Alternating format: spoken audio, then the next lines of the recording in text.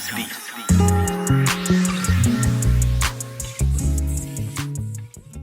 This is a person that is a passionate fitness instructor, an accomplished accountant who believes in living a balanced, joyful life. She has been coaching fitness since 1992 as a college student and hasn't stopped since. Give it up for Lisa, y'all. Thank you. I am so well, and I would like to say I'm absolutely grateful to be here. I'm grateful to Ahmad for asking me. Yeah, shout out to Ahmad. I've met some wonderful people tonight. Yeah. Yeah. Great, man, great. Yes. And for everybody that I called up here, what is a fun fact about you? Okay, I'm a full-time, not fun, but I'm a full-time accountant. It pays. Now, so as a full-time accountant, what got you into fitness? Okay, well, when I was in high school, so it was probably around 1990, my dad was an avid runner to relieve stress and for mental well-being. So he kind of got me into it. And also it was to help me with sports and stuff. Yeah. So then when I got to college, I started teaching classes in Knoxville, where I was in school, to help pay for tuition and books and all of that. Well, then when I got a job here out of school, I just kept doing it because I loved it so much. And like I said, I've met some of the most wonderful people, and that's how it's kind of gone over the decades. Yeah. Oh man. Thinking about that journey, of course, it probably came around, your journey with working out came with more so you doing it individually. And then it kind of grew into probably doing it with other people and other classes. Yes. Wanted to ask you, what are the benefits of doing like class workouts versus individual workouts? Most people are going to say, well, accountability, right? And that's true. That is true. Because if you know that your class is waiting on you or they expect you to be there, you're going to show up. I think I would add to that community, which is so important now, as we all know. I mean, coming out of the pandemic and everything, there are so many people now who feel lonely and, particularly seniors and stuff. And so I think group exercise actually really helps people, because I have people who come to class and say, well, I would never leave home. I would never get out of the house if I didn't come to class. Here's another one that hopefully, if you go to group exercise classes, your instructors will hopefully give you little tidbits of information. Like it could be hydration, it could be anything. I got one from my massage therapist who comes to my core class. Okay, I did not know that water is good for draining all of the gunk and stuff out of your lymph nodes. Whoa. Wow. Man, that's so awesome. Yeah. As I'm thinking about the key thing you said when it comes to community. Yes. Now, in terms of your classes, tell me about the classes that you teach and how do you see the community within your classes? So I teach spin. I teach kettlebells. I teach a class, if anybody is familiar with any of the Les Mills formats, like body pump and all of those, I teach the core version of that. It's awesome. It's so fun. It's all choreographed to music. Highly recommend it. I teach Vinyasa yoga on the stand-up paddleboard, the Glide Fit, and Hydro Rider, which is one of my favorites. I heard that's the hardest. Ain't that right, Ahmad?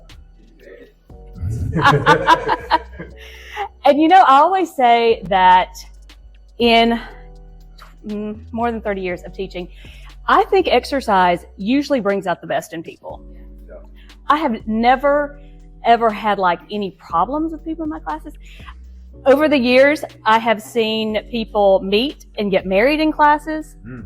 I have made some of the best friends I will ever have in classes. I have gotten help during some very, very, very stressful and trying times from people in classes. And I mean, it's great for building community. Man, that's so awesome, guys. Highly recommend it. Yep. Man, so what are some of the most significant lifestyle changes that, fitness can have on yourself and just others as well? The first thing I want to say about this is that before anybody starts an exercise program or anything, you really need to believe that you need to invest in yourself, because you do. It is so important to invest time for yourself. Yeah. Okay.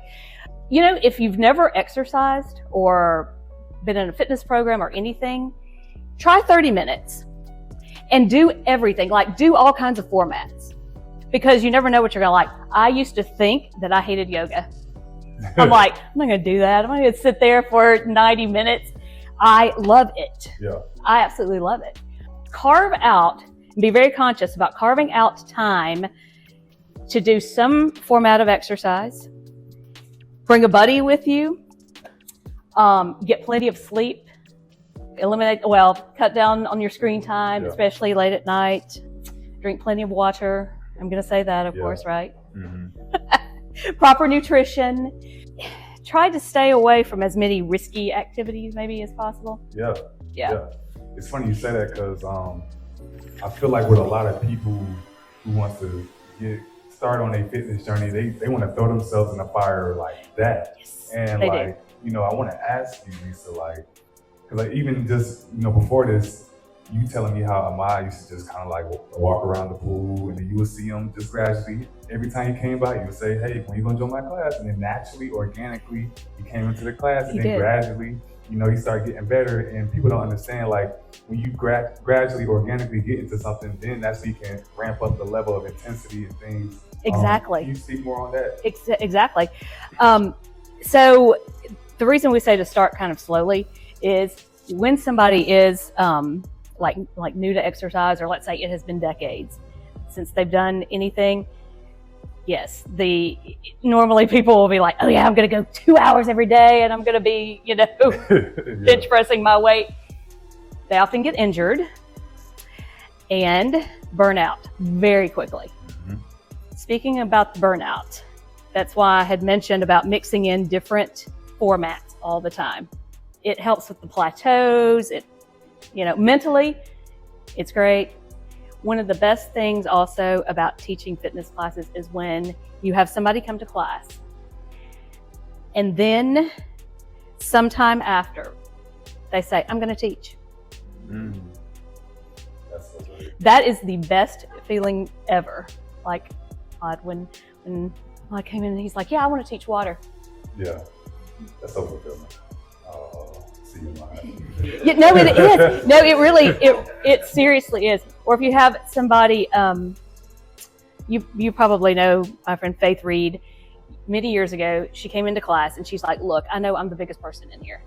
She said, I know that I probably won't be able to sit on the saddle, the hydro rider bike. And I'm like, don't worry about it. Do 5 minutes, just 5 minutes. Try it. And but you have to keep coming back. Mm-hmm. And just stay, run in the water, do what you need to do for the next 55 minutes. So she did. 6 years after, she was running a marathon. Look at that. I know. She lost, I think now it was like 298 pounds total. Yeah. Lisa, everybody, give it up for her. Just remember, you are worth focusing on and carving out that time for yourself.